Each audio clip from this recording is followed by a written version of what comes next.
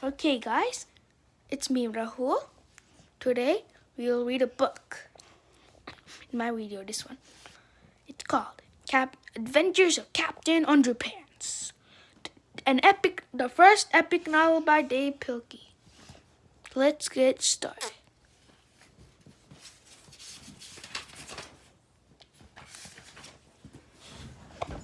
Let me zoom in.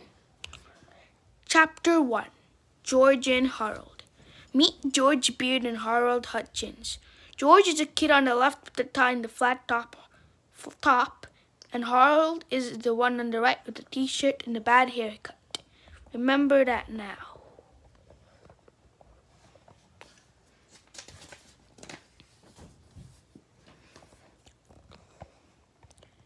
George and Harold were best friends. They had a lot in common. They lived right next door to each other, and they were both in the same fourth grade class at German Hartwest Elementary School. George and Harold were usually responsible kids. Whenever anything bad happened, George and Harold were usually responsible. But don't get that wrong idea about these two. George and Harold were actually very nice boys. No matter what, everybody else thought they were good, sweet, and lovable. Well, okay, maybe they weren't so sweet and lovable, but they were good, not less.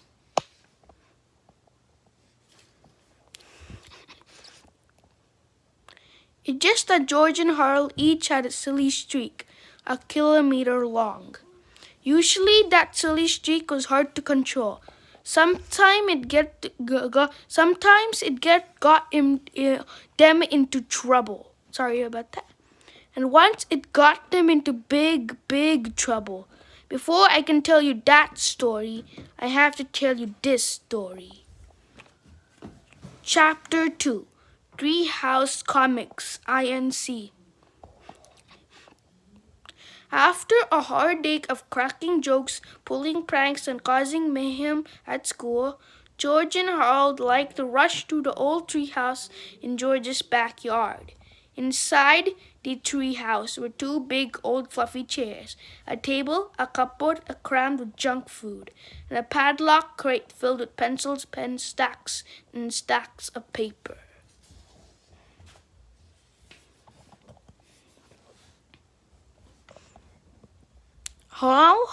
Now Harold loved to draw and George loved to make up stories. And together, the two boys spent hours and hours writing and drawing their very own comic books. Over the years, they had created hundreds of their own comics, starting dozens of their own superheroes. First, there was Dogman. Then came Timmy the Talking Toilet. And who could forget the amazing Cow Lady? The all-time greatest superhero they never had to be the amazing Captain Underpants. George came up with the idea. Most superheroes look like they're flying around in their underwear, he said. Well, this guy actually is flying around in his underwear. The two boys laughed and laughed. Yeah, said Harold, he could fight with wedgie power. George and Harold spent their entire afternoon writing and drawing the comic adventures of Captain Underpants. He was the coolest superhero ever.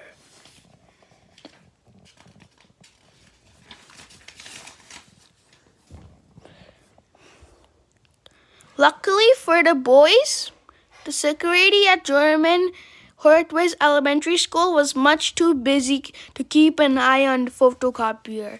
So whenever they got a chance, George and Harold would sneak off into the office and run several hundred copies of their latest Captain Underpants adventure. After school, they sold their homemade comics on the playground, 50 cents each. Okay. Chapter 3. The Adventures of Captain Underpants. Written by George Beard. Cartoons by Harold Hutchins. The Really Cool Adventures of Captain Underpants. Written by George Beard. Drawn by Harold Hutchins. It was time of darkness, and despair for planet Earth. Bad guys are taking over the streets. All of the superheroes in the world were too old to fight evil. Hey! Ha ha! Then along came the new improved extra super strength hero. Tra-la-la! Look up in the sky. It's a bird. It's a plane. It's an egg salad sandwich. No way. I'm Captain Underpants. Captain Underpants was faster than a speeding waste man. Zoom. More powerful than boxer shots. And able to leap tall buildings without getting a wedgie. Tra-la-la! Night and day, Captain Underpants watched over the city fighting for truth, justice, and all that. It was pre-shunk and cottony. Meanwhile, at a nearby elementary school, turn the page.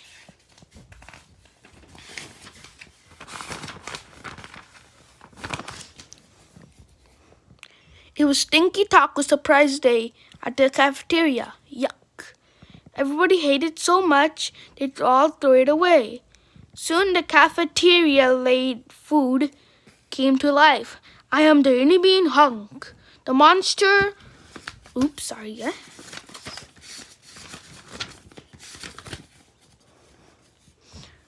The monster ran around the school eating everything in sight. Munch. Help! The Indieble Hunk just ate a 15 old chairs and a gym teacher. Oh no, not folding chairs. This looks like a job for Cap-tra-la-la! Captain Underpants! Captain Underpants shot lots of underpants at the monster, but it didn't do any good. Zip, munch, munch.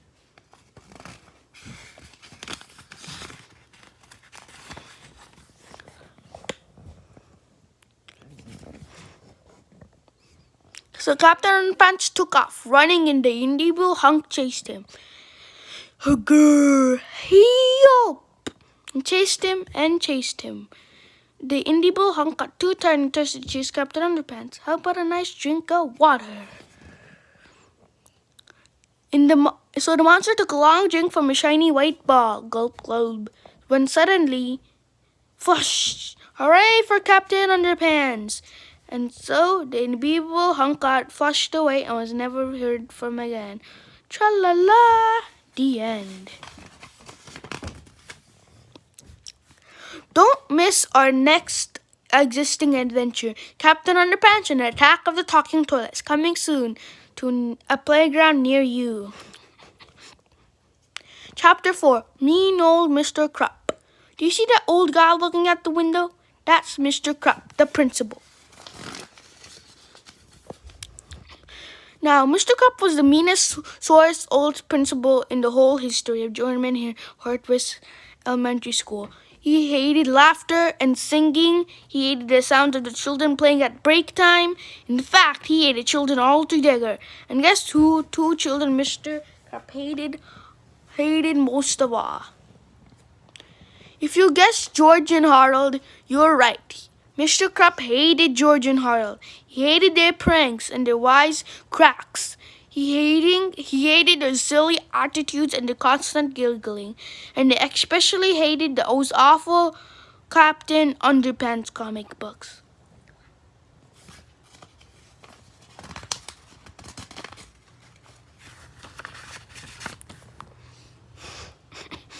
I'm gonna get those boys one day, Mr. Krupp vowed. One day, very, very soon. Chapter 5, One Day, Very, Very Soon. Remember when I said that George and Harold's silly streak got them the big trouble once? Well, this is the story how it happened, and how some huge pranks and little blackmail turned the principal into the coolest superhero of all time. It was a day at a big football game between the Hortworth knuckleheads and the suburban stinkbugs. The stands were packed with fans. The cheerleaders ran after the field and shook their pom-poms over their heads. A fine black dust drifted out of their pom-poms and settled all around. "Give me a K," shouted cheerleaders. "K," repeated the fans. "Give me an N," shouted the cheerleaders. "N," repeated the fans. "Give me an Ha, ha, choo! Sneezed the cheerleaders. Ha, ha, ha, ha, choo! Repeated fans. The cheerleaders sneezed and sneezed and sneezed some more. They couldn't stop sneezing. Hey, shouted a fan in the stands. Somebody sprinkled black pepper in the cheerleader pom-poms. I wonder who did that, asked another fan. The cheerleaders stumbled off the field, sneezing and dripping with mucus, and the marching band members took their places, but when the band began to play, steady streams of bubbles began blowing out of their instruments. Bubbles were everywhere, up and down. The field marching band slipped and slid, leaving behind a thick trail of wet, bubbly foam. Hey, shouted a fan in the stands. Somebody poured a bubble bath into the marching band's instruments. I wonder who did that, asked another fan. Choo, choo. Soon the football teams took the field. The knuckleheads kicked the ball. Up, up, up went the ball, higher and higher. It went, the ball sailed into the clouds and kept right on going until nobody could see it anymore. Hey, shouted a fan on the stand. Somebody filled the game ball with helium. I wonder who did that, asked another fan.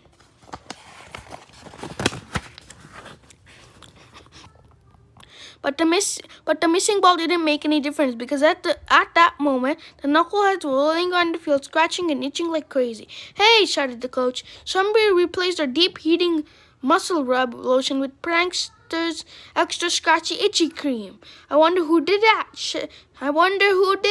Shouted the fans in the stands.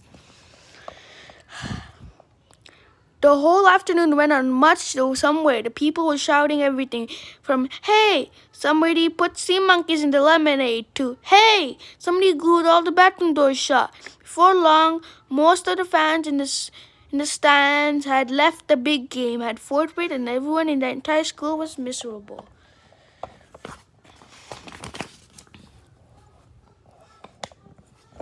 Sorry, guys, about that. It was like... Everybody died except the two diggling boys crouching in the shadows beneath the stands. Those are our best pranks yet, laughed Harold. Yup, chuckled George. I hope we don't get busted for this, said Harold. Don't worry, said George. We covered our tracks really well. There's no way we'll get busted. Chapter 4. Busted. The next day, an announcement in the school came over the loudspeaker. George Beard and Harold Hutchins, please report to Principal Krupp's office at once. Uh-oh, said Harold. I don't like the sound of that. Don't worry, said George. They can't prove anything. George and Harold entered the Principal Krupp's office and sat down on the chairs in front of the desk. The two boys had been in the office together countless times before, but this time was different.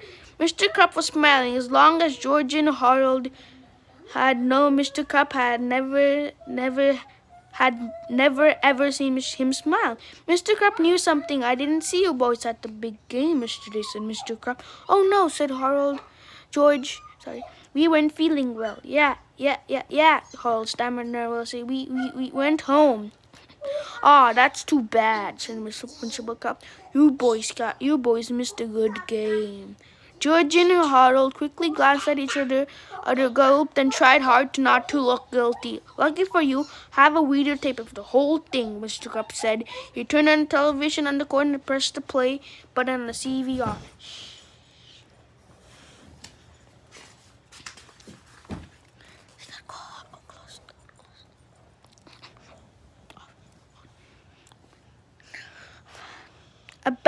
A black and white image appeared on the TV screen. It was an overheated shot of George and Harold sprinkling pepper into cheerleaders' pom-poms. Next came a shot of George and Harold pouring liquid bubble bath into marching band instruments. How do you like the pre-game show? Asked Mr. Krupp with a devilish grin.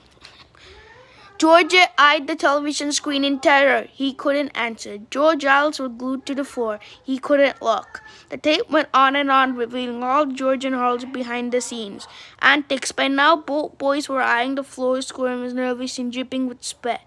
Mr. Krupp turned off the TV.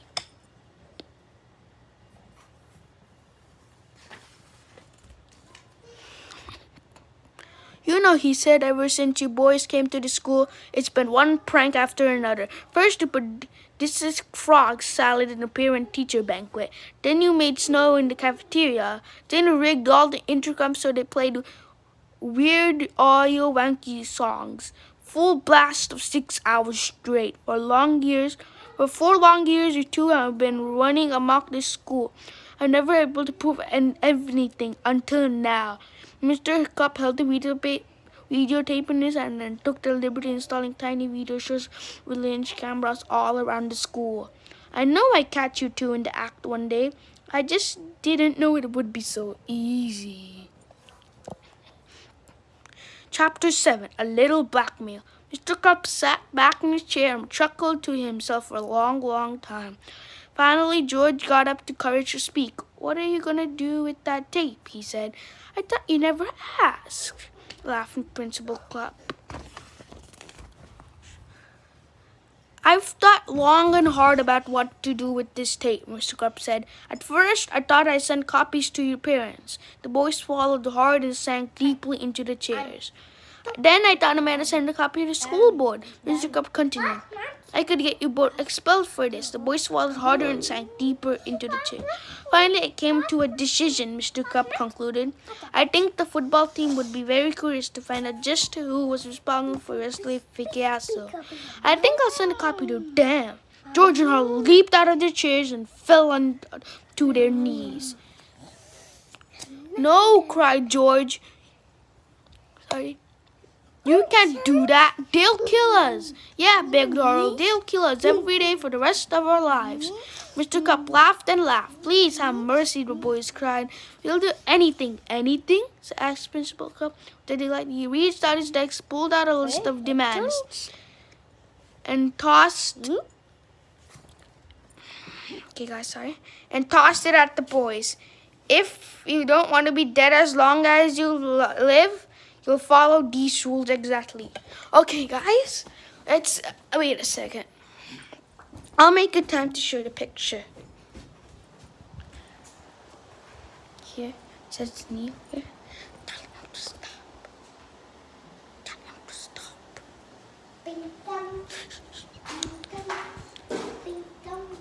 Sorry, guys. I just had something. Sorry about all the noise happening. Sorry. Let's go to the next page.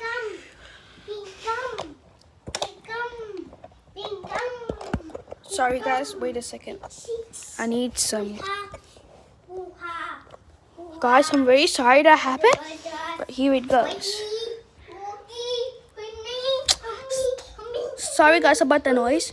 George and Harold carefully looked over the list. This is blackmail, said George. Call it what you like, Principal Cup snapped. But if you two don't follow the list exactly, then the tape becomes the property of the Hartwiz knucklehead.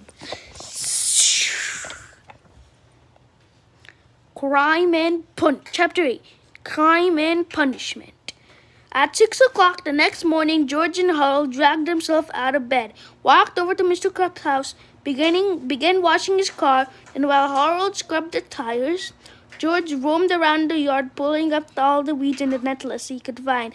Afterwards, they cleaned the gutters and washed all the windows on Mr. Cup's house.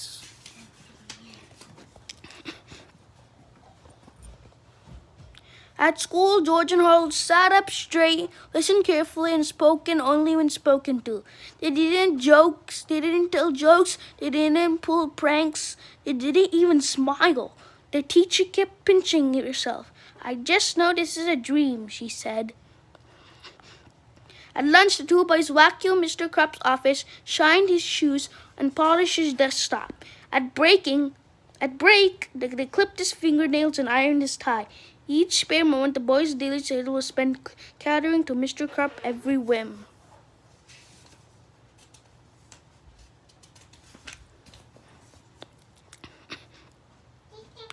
After school, George and Harold moved to Mr. Cup's lawn, tended his garden, and began painting the front of his house.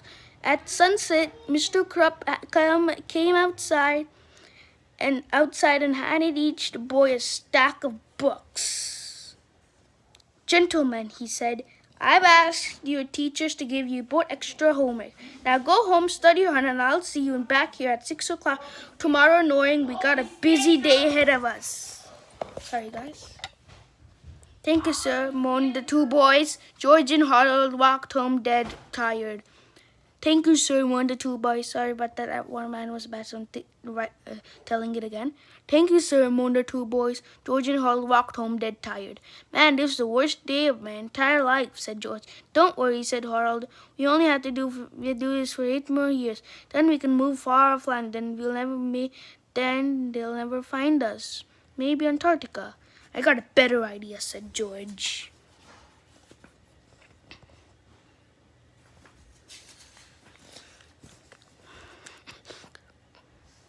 He took a piece of paper out in his pocket and handed it to Harold. It was an old magazine for a 3D hypno ring. How is it going to help us? Asked Harold. All we have to do is hypnotize Mr. Krupp, and said George, and we'll make him give us the videotape and forget his whole mess ever happened. That's a great idea, said George. And best part, we only have to wait for 4 to 6 weeks for delivery.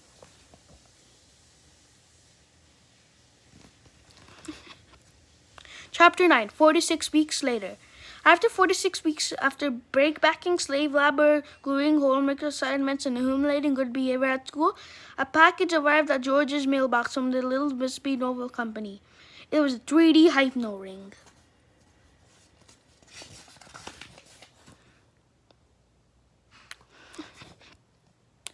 Hallelujah, cried George. It's everything I ever hoped for. Let me see, said Harold. Don't look directly at it, warned George. You don't want to get hypnotized, do you? Do you really think it'll work? Asked Harold. Do you really think we can amaze our friends, control our enemies, and take over the world, just like the ad says? It better work, said Harold, or else we just wasted 4 whole bucks. Chapter 10, the 3D hypno ring. The next morning, George and Harold didn't arrive early at Mr. Krupp's house to wash his car, resink his roof. In fact, they were even a little late getting to school. They finally turned up. Mr. Krupp was standing on the front door, waiting for them. And boy, was he angry.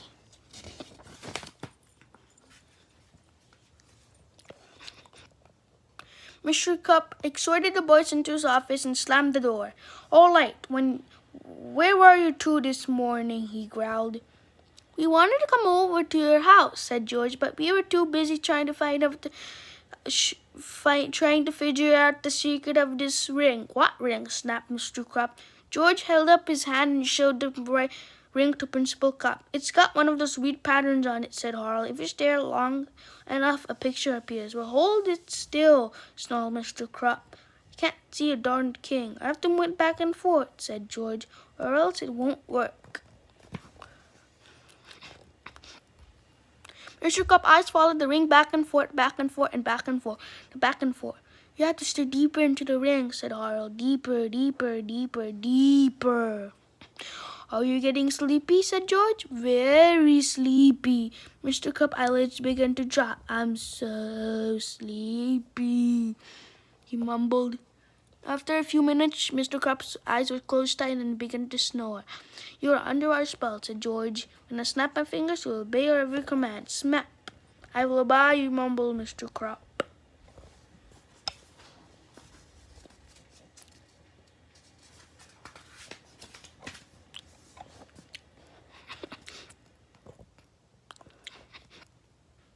All right, said George.